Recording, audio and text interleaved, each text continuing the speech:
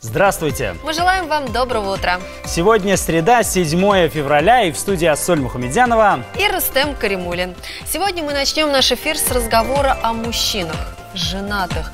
Ох, как часто мы, женщины, влюбляемся в тех, кто уже занят. Как распознать, что любимый женат? И стоит ли вообще влюбляться в женатого? Об этом и не только поговорим сегодня в программе.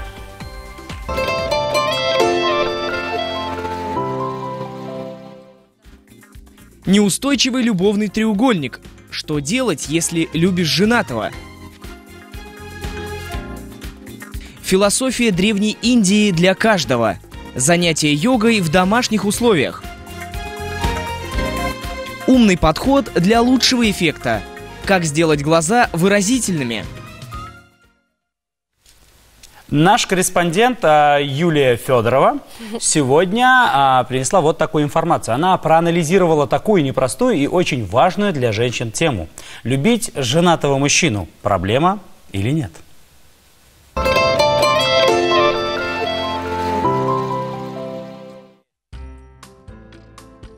Любовь к женатому мужчине. Ее приходится скрывать, за нее почти всегда стыдно и неловко не только перед близкими, но и перед самой собой. Но почему же женщины продолжают попадать в ловушку любовного треугольника, из которого так трудно вырваться?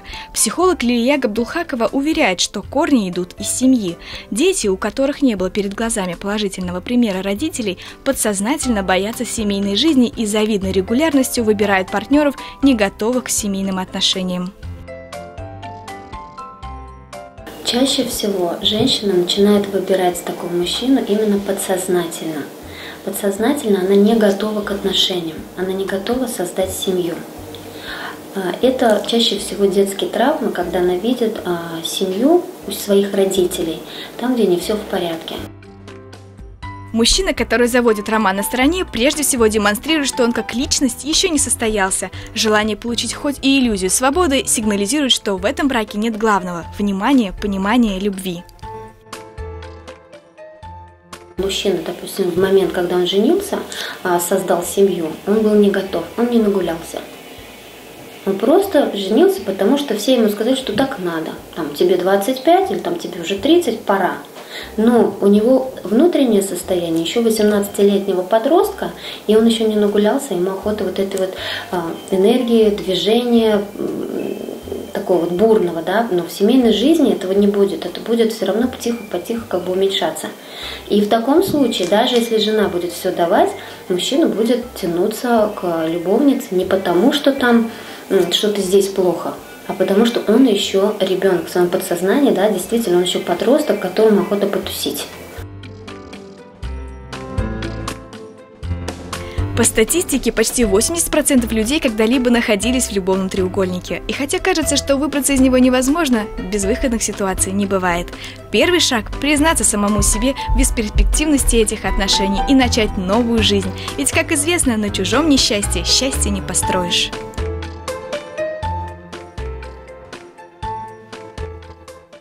Совсем скоро к нам присоединится психолог, и мы продолжим тему, стоит ли заводить отношения с женатым человеком. Ну а сейчас афиша программ ТНВ на сегодня. Она попала в трудную ситуацию. Дим, я, честно говоря, удивлена.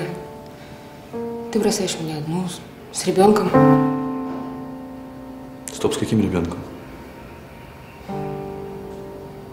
Так, значит, ребенок все-таки есть? Кажется, что выйти из нее поможет только чудо. Ксюш, я люблю тебя.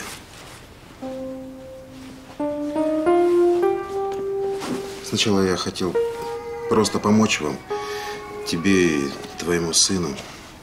А потом так привязался и полюбил. Но, как всегда бывает с хорошими людьми, на помощь ей придут такие же хорошие люди.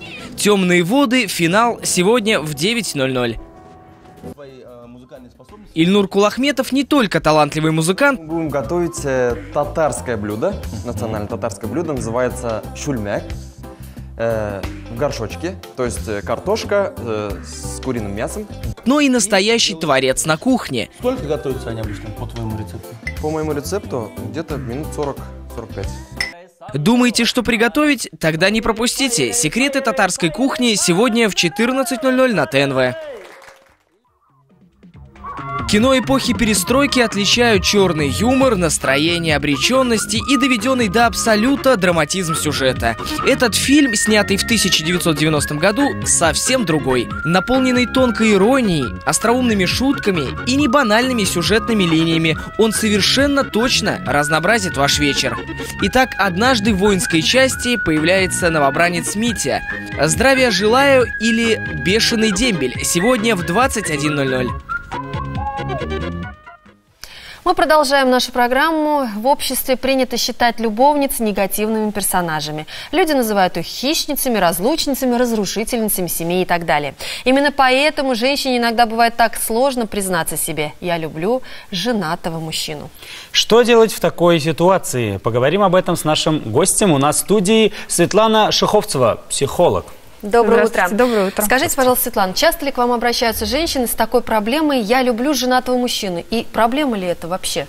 Ну, я думаю, для общества это проблема, но с такой проблемой женщины не часто обращаются. Наверное, скорее всего, как раз потому, что вы уже озвучили, это стыдно признаться в том, что я люблю женатого. И, приходя к психологу, да, женщина переживает, что она может получить негативную оценку.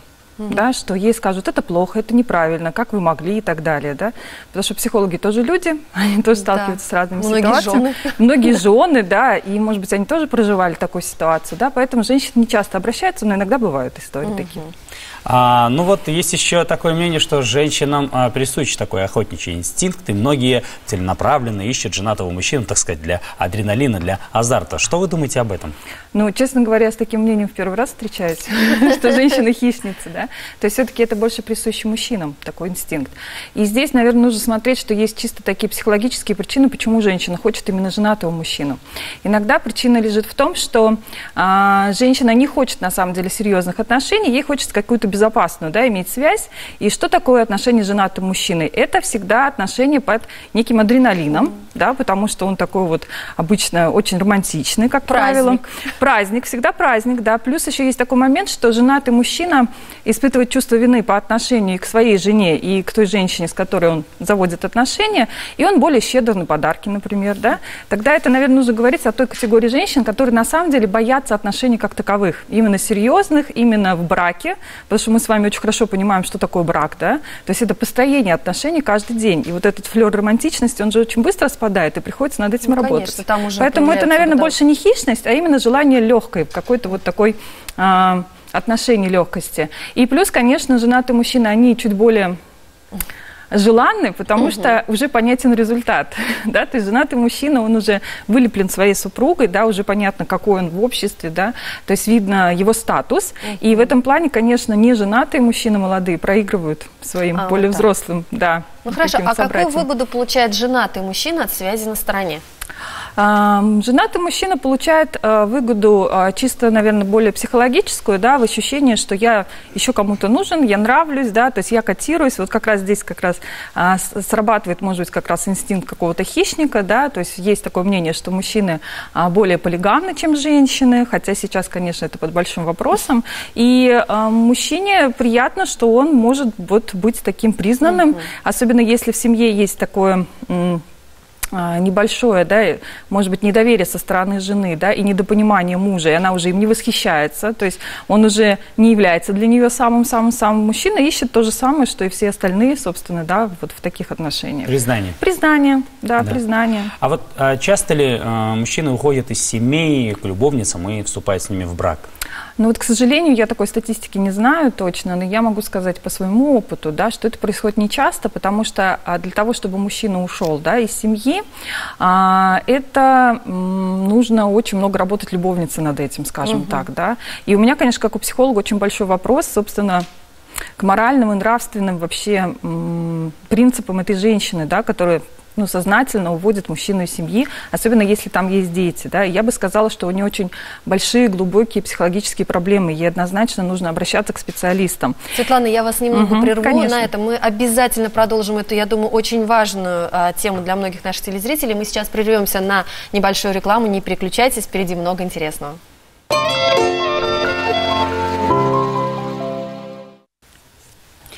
Здравствуйте, мы продолжаем разговор с психологом Светланой Шиховцевой. И вот такой вопрос, Светлана. Ну что же делать, если все же, ну вот случилось такое, ну влюбилась я в женатого? Как быть? Стоит это делать-то вообще? Отношения продолжать? Понять прежде всего, для чего тебе это. И в отношении с женатым мужчиной, ну, можно быть, по большому счету, если у тебя не стоит целью разрушить эту семью, а приобрести некий опыт.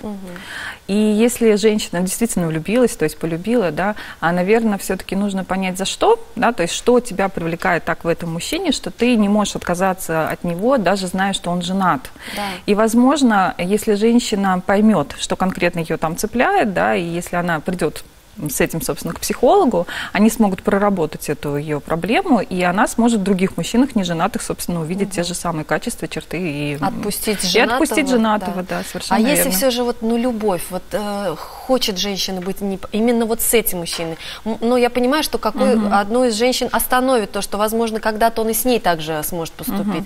Но вот нет, вот она хочет, она влезает в эту семью, тут, я не знаю, тут, наверное, жене уже к психологу нужно обращаться, нет? Ну вот, кстати, жены чаще обращаются к психологу к тому, ну, с тем, что муж изменяет, да, то есть это чаще история. Есть просто такое мнение, что победит та, у кого терпения больше. Да, потому что если мужчина сам не принимает решение уходить, не уходить, да, то есть что-то же его все-таки останавливает, он почему-то остается с этой своей супругой, да, вместе, то здесь вот кто будет более терпеливый, кто будет более правильно себя вести, да, более мудро, скажем так. А на самом деле та, которая начнет жить свою жизнь и будет очень интересная сама себе, да, та и победит женщина. То есть и стоин в конечном итоге останется. Ну хорошо, вот есть честные мужчины, скажем так, вот ты не прячь обручальное кольцо. Я никогда. Да, вот женатый человек, да, ну а вот знакомишься, например, с мужчиной, у него нет никаких опознавательных знаков, скажем так, в виде обручального кольца. Можно ли понять по внешнему виду, может быть, по одежде или по поведению, что мужчина женат, а возможно, по фотографии? Вот давайте мы сейчас вам покажем пару фотографий. Давайте посмотрим пару фотографий. Да, и попробуем. По каким признакам можно все-таки? Вот, пожалуйста, женат ли вот этот молодой человек? Давайте попробуем определить. Вот я, например, могу на первый взгляд сказать, что, скорее всего, нет. Что вы скажете? А мне почему-то кажется, что женат. Мне тоже кажется, что женат. Почему? Ну, во-первых, я смотрю на возраст, да, то есть мне кажется, ну, это... Староватый. Нет, почему? Наоборот. Наоборот, молодой, то есть, и как бы здесь есть такой момент, да, что у него очень открытый взгляд у этого мужчины, да, и нету совершенно какого-то заигрывания и флирта в глазах. Мне кажется, женщины это поймут, да, то есть он очень открыто стоит, он совершенно как бы, ну, не заинтересован ни в чем, вот, и он очень симпатичный, и мне как бы, ну, вот... Трудно представить, что такой парень, что у него, ну, по крайней мере, девушка точно есть. Открытый взгляд, вы сказали, да? Открытый взгляд, да. Это не зависит от того, кто фотографировал, если, например, это сделал его дедушка. Дедушка. Тем более взгляд будет открытый. Ну, я не знаю, просто мужчины, если ставят фотографии, например, да, на сайте знакомства, они все-таки делают какие-то там все равно задумчивые, да, глаза. Вот, наверное, если женат, он бы спрятал глаза за... Да, такое бывает. Давайте следующую фотографию посмотрим. Так, женат ли этот мужчина? Мне кажется, что вот этот мужчина не женат. Не женат? А почему вам так кажется? Вот. Почему не женат, да? Ну вот как раз у него какой-то такой немножко и поза такая, да? Ну, может быть, он был, кстати, женат, да? Может быть, он уже разведен. Да, возможно, да, может быть. И вот, кстати, вот здесь взгляд, по-моему, такой вот да, немножко уже игривый, да. Мне тоже кажется, что немножечко игривый, такой немножко как бы вопрошающий, скажем так, да? Что вот я... Ну, то есть почему-то этот мужчина, вот и по фотографии видно, что он себя немножко позиционирует, да? Вот как вот я вот...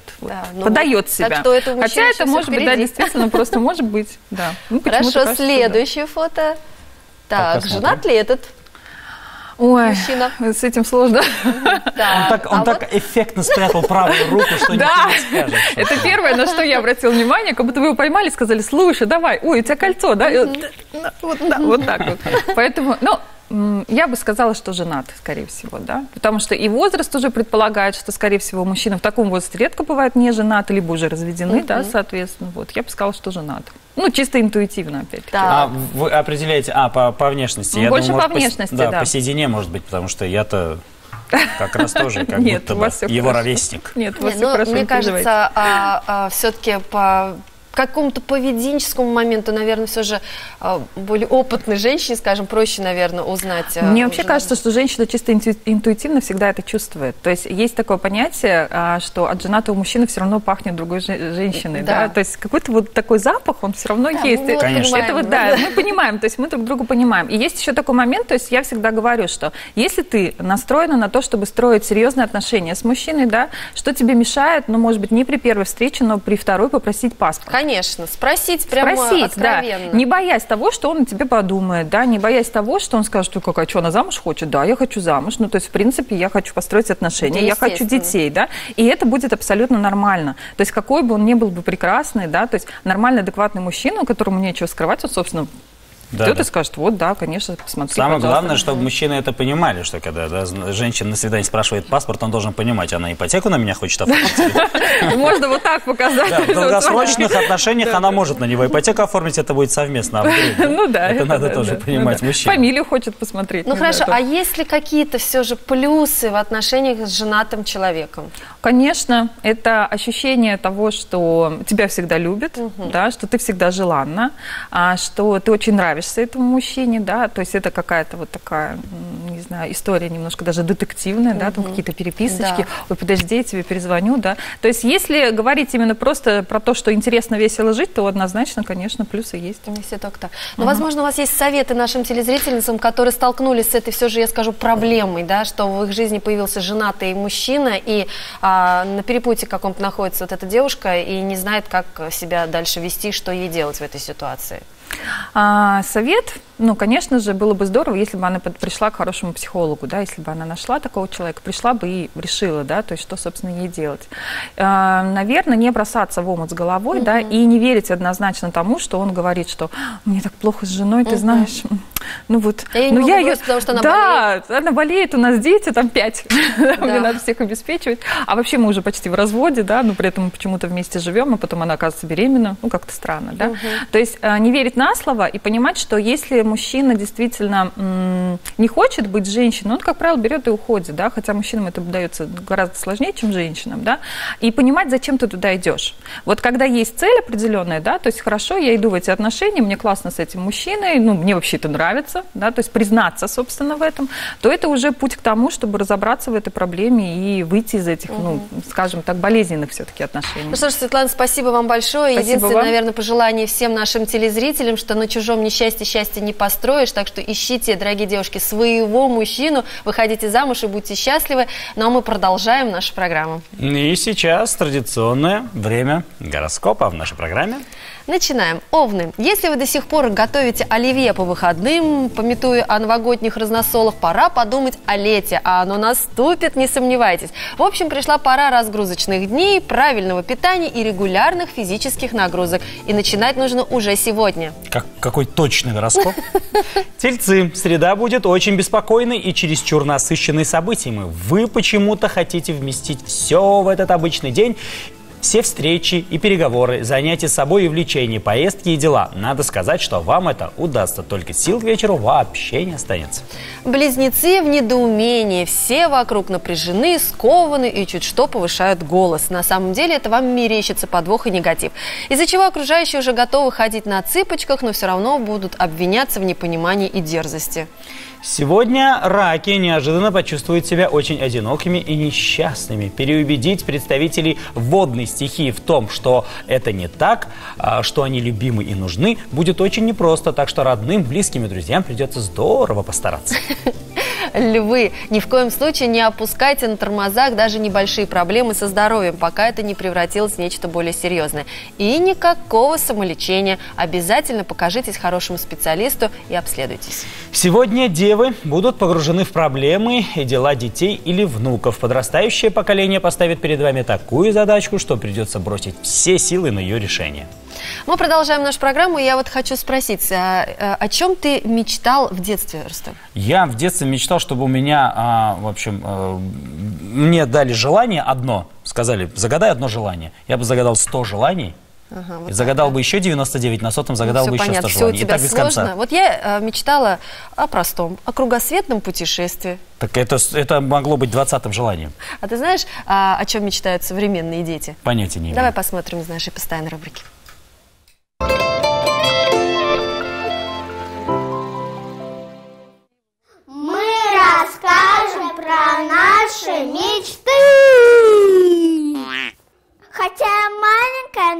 хочу ходить в школу с портфелем, пеналом и с учебниками. Я хочу знать все про планеты и про животных. А вторая мечта, я хочу, чтобы мне подарили котика. Только не игрушечного, настоящего. Я хочу, чтобы у него было цвета черный, рыжий и белый. Я его потом выращу, как мама. И у него родятся маленькие котятка. Мяу-мяу. Моя маленькая мечта, чтобы у меня была вся коллекция лоу-сюрпризов. Я бы с ними играла с утра до вечера и снимала видео. А моя большая мечта, чтобы когда я выросла, я стала самой красивой и самой модной. А еще, чтобы у меня была вся одежда, как у лоу-сюрпризов. Я мечтаю побывать в космосе, чтобы узнать, существуют ли инопланетяне на самом деле. Это моя маленькая мечта. Моя средняя мечта – это полететь на Луну. А моя большая мечта – улететь в самую далекую планету от Солнца и узнать, кто там живет. Все же, несмотря на то, что поколения детей, поколения меняются, а дети до сих пор мечтают полететь в космос. Еще в моем детстве мальчишки мечтали стать космонавтами. К сожалению, никто туда не полетел, но тем не менее. Пусть мечта остается мечтой, зато есть к чему стремиться. Вот зато каждая женщина мечтает о стройной фигуре, чтобы восхищать мужчин. Да-да, и следующий сюжет как раз для вас.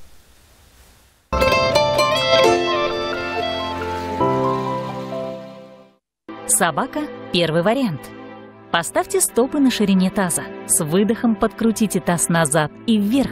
Расслабьте спину и опуститесь в глубокий наклон. Поставьте ладони на расстоянии 40-50 см впереди от стоп. Если руки не касаются пола, можно поставить ладони на кирпичики или присогнуть колени.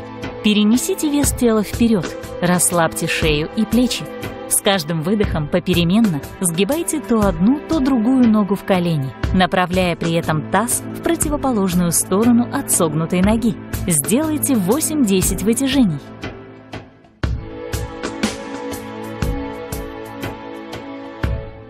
Скрутки. Из положения собака мордой вниз со вдохом разверните пятки направо, а носки влево. Скрутите таз вправо и вверх. Посмотрите в противоположном от скрутки направлении.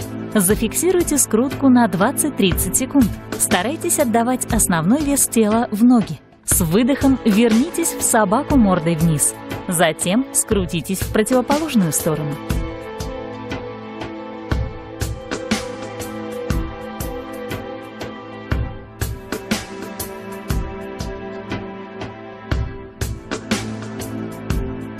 После второй скрутки опустите колени на пол и отдохните 30-60 секунд в позе ребенка. Пашчиматанасана. Сядьте на коврик, ноги выпрямите, носки направьте ровно вверх, таз слегка подкрутите назад. Сделайте глубокий вдох и возьмитесь руками за пальцы стоп. Если чувствуете напряжение в спине, немного согните ноги в коленях. Потяните плечи и лопатки назад, а ребра вперед и вверх. Затем с выдохом расслабьте спину и опустите последовательно живот, ребра, грудь и голову к ногам. Руки оставьте на стопах или положите на пол. Расслабьте носки и направьте их слегка вперед.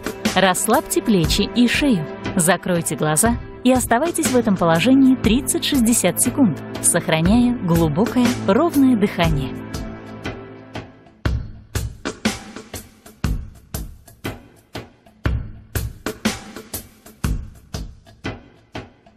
Мост с мячом. Сядьте спиной к фитболу и с выдохом аккуратно лягте спиной на мяч. Позвоночник должен полностью касаться поверхности мяча, а спина должна принять форму выгнутой дуги. Расслабьтесь и вытяните шею. Положите голову на фитбол и слегка уведите назад. Подтяните таз и бедра и вытяните ноги вперед.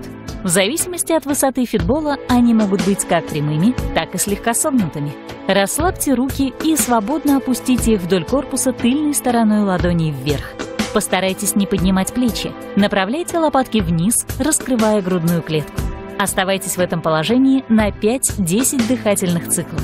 Затем выполняйте плавные перекаты. На вдохе больше сгибайте колени и уводите таз к полу, не отрывая спину, плечи и шею от мяча. На выдохе отталкивайтесь стопами, выпрямляйте ноги в коленях и уводите спину обратно в мостик. Сделайте 5-6 таких перекатов. Выполняйте эти асаны перед сном. Покой, умиротворение и внутренняя гармония вам гарантированы. Будьте красивыми и счастливыми. Умиротворение и внутренняя гармония. Мне вот эти фразы очень понравились, потому что после таких упражнений, я думаю, я буду спать прям конкретно умиротворенный, потому что ощущения будут, наверное, самые лучшие. Кому что? Тут мы о фигуре, а ему лишь бы поспать. Ну а сейчас, я думаю, пришла пора поговорить о погоде. Да, и расскажет нам о сегодняшней погоде. Я расскажу о погоде сегодня. Да, представляешь, Даниил мне передал свои полномочия, и о погоде расскажу сегодня я. Сегодня из-за туч выглянет солнце. Ура, ура, радуемся этому все дружно. И даже если будет наблюдаться снег, то он будет не таким обильным, как в прошедшие несколько дней. А температура ожидается от 6 до 10 градусов мороза, в низких местах до минус 12, к вечеру ожидается понижение температур, но не настолько сильно похолодает, так что не переживаем, но тем не менее одеваемся теплее. Магнитное поле Земли спокойное, магнитной бури не ожидается. Очень интересная фраза, что снег может и будет наблюдаться. Мне кажется, снег еще очень долго будет наблюдаться у нас в городе. Везде. А вот если наши телезрители захотят посмотреть повторы нашей программы, то это можно будет сделать на сайте www.tnv.ru. Подписывайтесь на нашу группу ВКонтакте, там же вы можете оставлять свои вопросы, на которые мы обязательно ответим в последующих наших программах. Здравствуйте, и мы продолжаем. И у нас в гостях Антон Валерьевич Шутов, старший преподаватель, аспирант кафедры киноискусства и анимации Казанского государственного института культуры, и его студенты Егор Зайцев и Вероника Ваганова. Доброе утро. Рады видеть вас в нашей студии. Расскажите, пожалуйста, какие сейчас есть съемочные проекты в республике, и если есть, какие проблемы, какие темы волнуют начинающих кинематографистов? Начинающие кинематографисты – это ребята и до 18 лет, и студенты факультета кино и телевидения наши. И темы, на которые снимают сейчас фильмы в республике, совершенно разнообразные. Это и по жанрам, и по направлениям. Это и зомби-апокалипсисы, и апокалипсис-фильмы, и драмы, мелодрамы, и даже какие-то новые экспериментальные жанры. Вот у нас есть, кстати, несколько отрывков. Давайте посмотрим и вместе с вами обсудим. Давайте посмотрим. Я думал, что ты поедешь с нами. А еще я люблю кататься на поезде. Слышу стук колес. Чух, да чух, да чух, чух, чух.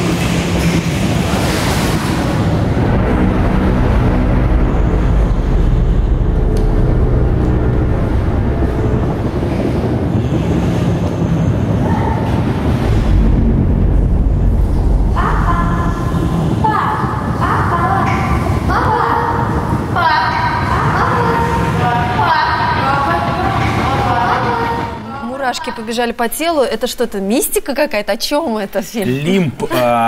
Смотрите, я видел вот этот шедевр Кристофера Нолана, да, «Начало», где они попадали в лимб. Это место, из которого уже не выбраться, некая такая область сознания. Да, место перехода. И вот один из авторов работы – это Егор Зайцев. Да, не самый лучший отрывок, конечно, взяли, но по мурашкам нормально сработало. Да, этот фильм снимался на одном из фестивалей в Казани. На нем собираются школьники и студенты. И этот фильм, собственно говоря, он идет 10 минут, а снят был всего лишь за 12 часов. Да. От разработки идеи, от написания сценария и до финального монтажа цветокоррекции прошло всего лишь 12 часов. Вот это да. Это был какой-то киносъемочный марафон.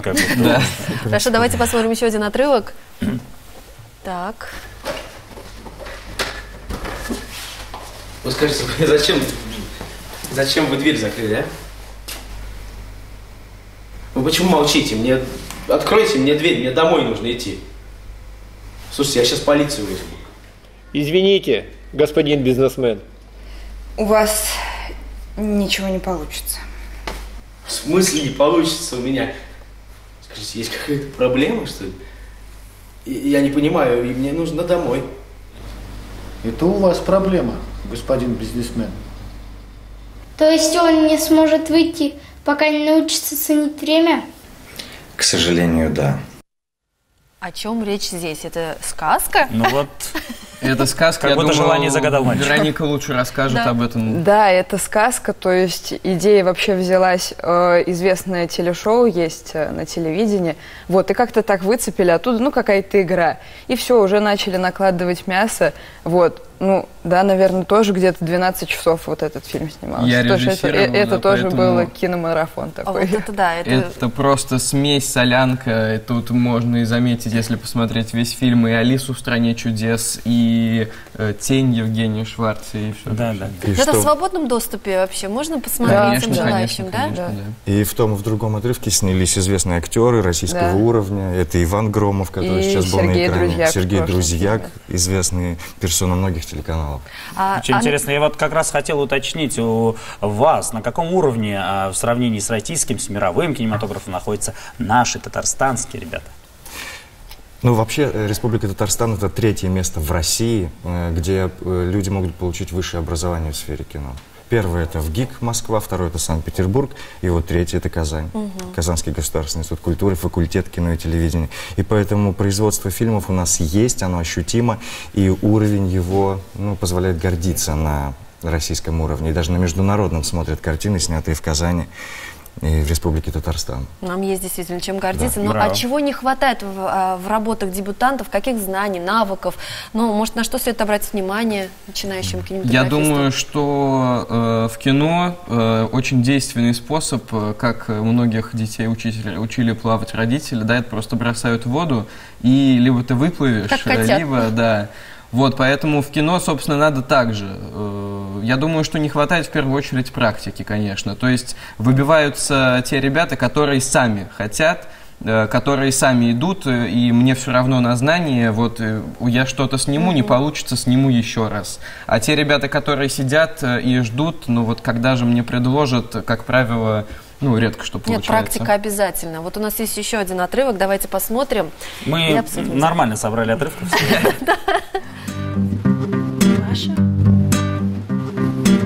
Паша, это я. Прости, что опоздала. У меня сел телефон. И вообще сегодня такой день. Все началось с того, что я поругалась с мамой, потом я добиралась сюда автостопом. Представляешь, я первый раз в жизни вообще... Сеня, привет. Ой, Маша, привет. Может, ты нас познакомишь? Ты, наверное, не так поняла. Это, наверное, она обозналась. Девушка, простите.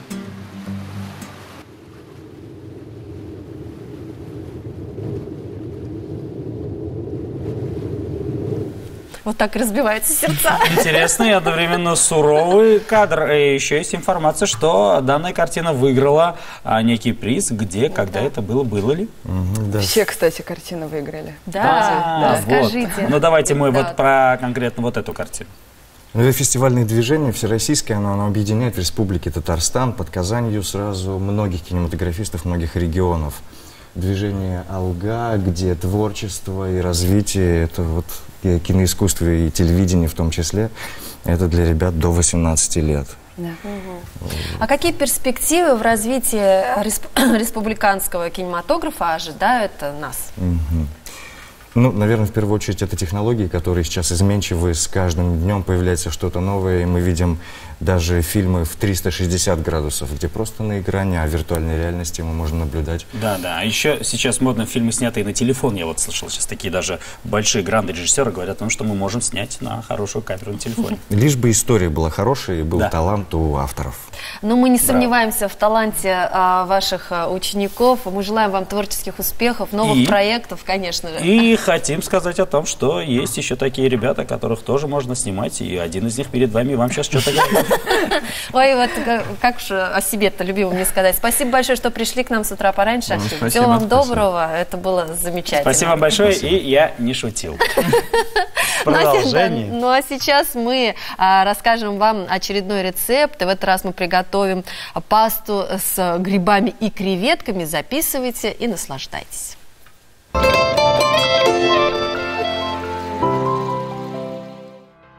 Для приготовления этого блюда понадобится паста фетучини, 200 граммов очищенных креветок, 3 штуки шампиньонов, 30 граммов красного перца, 3 зубчика чеснока, 30 граммов пармезана, оливковое масло, черный перец и сушеный базилик. Почистите и мелко нарежьте чеснок, обжарьте его на оливковом масле, добавьте креветки.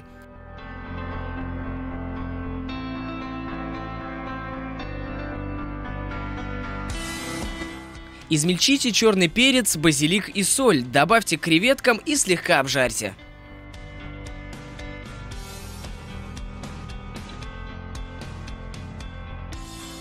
Мелко нарежьте красный перец и слегка обжарьте.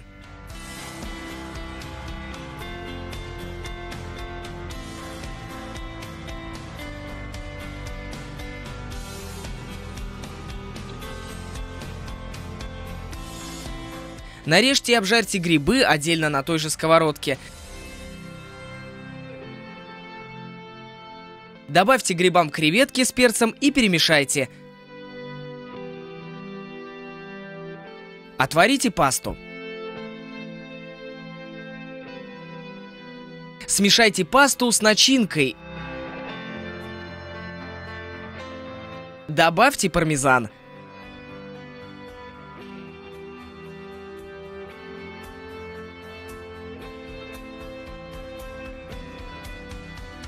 Приятного аппетита! Аппетита паста с грибами и с креветками. Это и название блюда, и то, что будет сниться мне по ходу ближайшие 2 дня. Ну, а сейчас совет визажиста, как сделать взгляд более выразительным.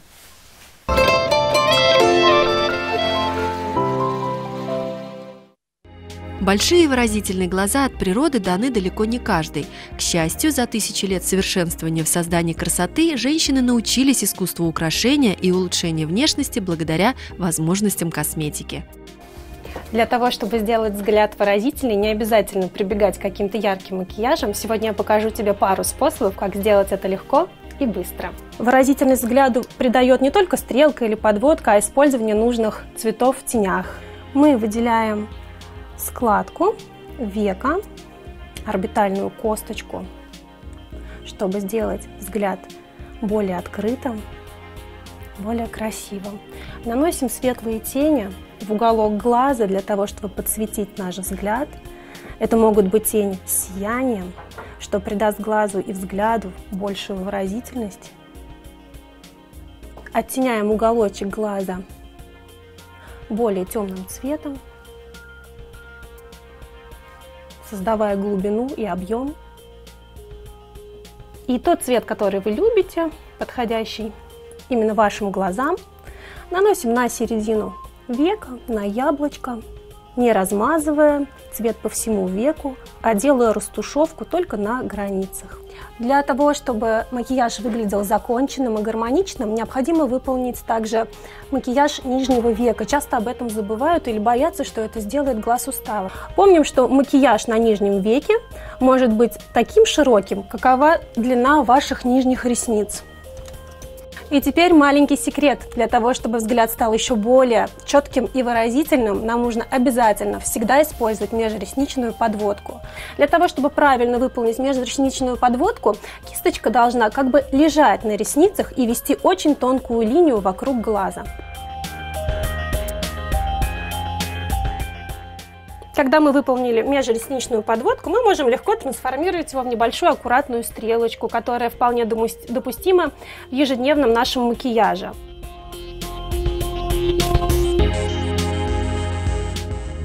Тогда, когда ты спешишь, и тебе нужно обойтись без время затрат, нервов на построение стрелочки, мы просто выполняем дневной макияж, подсвечивая подбровное пространство самым светлым цветом, либо хайлайтером, который вы использовали для макияжа.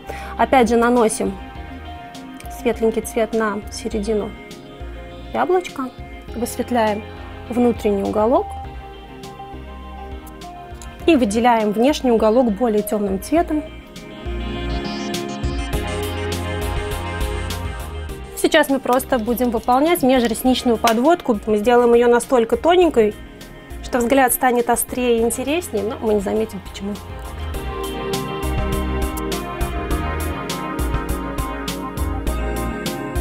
Помни о том, что края всегда должны быть хорошо оттушеваны в кожу, чтобы макияж выглядел очень органично.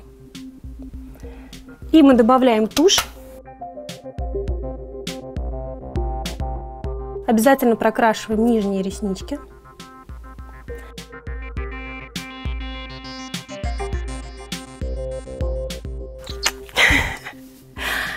Это два варианта макияжа, способны сделать ваш взгляд выразительным, который не требует большого количества времени, затрат и нервов.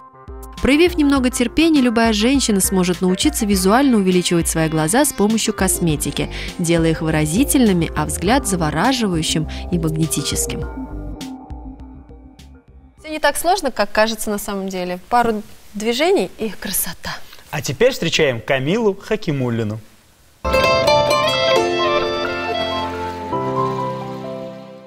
Всем привет! Сегодня 7 февраля, и с вами Камила Хакимуллина. Давайте вместе узнаем, что интересного произойдет в Казани вечером. Казанский камерный оркестр «Ля Примавера» приглашает на концерт «Приношение Шаляпину» с участием Ольги Орловской, сопрано.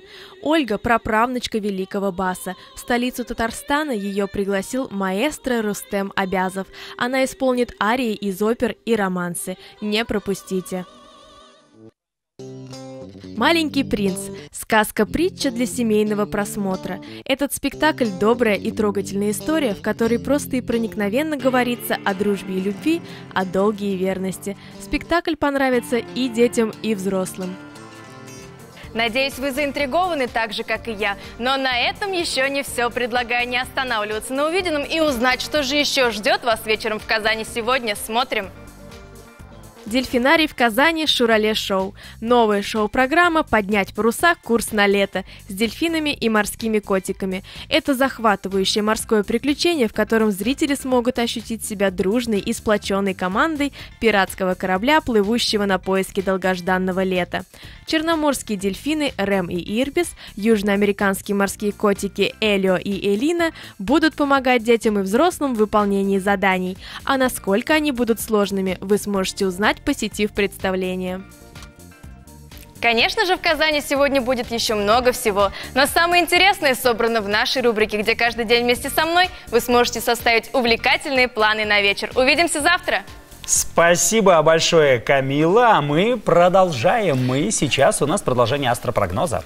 Весы. Сегодня ваши действия будут подвергнуты жесткой критике, из-за чего весы страшно разнервничаются. Разумеется, они тут же начнут пытаться все исправить, но поскольку будут нервничать, наделают новых ошибок и в результате только усугубят ситуацию.